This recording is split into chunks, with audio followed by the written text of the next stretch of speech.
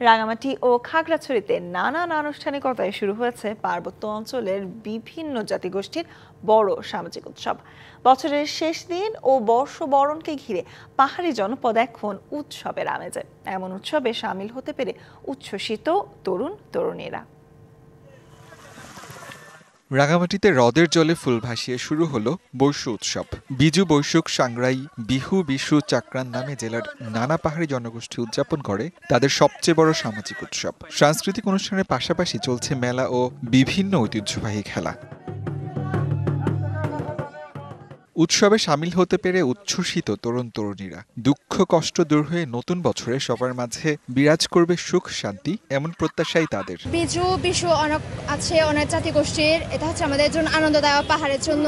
বিজু দিন আমরা সবাই উৎসব করব আর অন্যদের বাড়িতে গিয়ে বিজু উৎসব পালন করব। বিজু একটি অনুষ্ঠান খুব ভালো লাগে, প্রতি বছরে একবার আসে। আনন্দ উল্লাসে হচ্ছে যে আমরা প্রতি বছর এই বিজুটাই পালন করি, আবার এবছরে হচ্ছে যে খুব ধুমধাম করে আনন্দ করে পালন করব।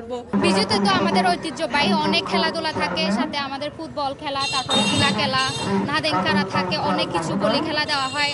সকলের মঙ্গল কামনায় প্রার্থনার কথা জানান পার্বত্য চট্টগ্রাম উন্নয়ন বোর্ডের চেয়ারম্যান। ক্ষমা প্রার্থনা করে ভুল ত্রুটি আমরা করছি, এটা আমাদের মাফ করার জন্য, এবং আমরা অঙ্গীকার করি যে আমরা এগুলো পুনরাবৃত্তি করব না। আর নতুন বছরে আমরা অঙ্গীকার করি যাতে আমরা ভালো থাকতে পারি, ভালোভাবে চলতে পারি।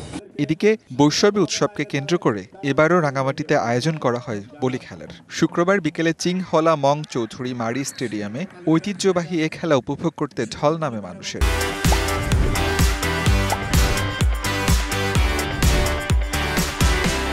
22 প্রতিযোগী 3 বিভাগে ভাগ হয়ে খেলায় অংশ নেয়। বাবু মার্মাকে হারিয়ে চ্যাম্পিয়ন হন সৃজন চাকমা। আমার জন্য একটু কঠিন ছিল, আমি একটু কৌশলে খেলছি আর কি, সেজন্য আমি জিতছি।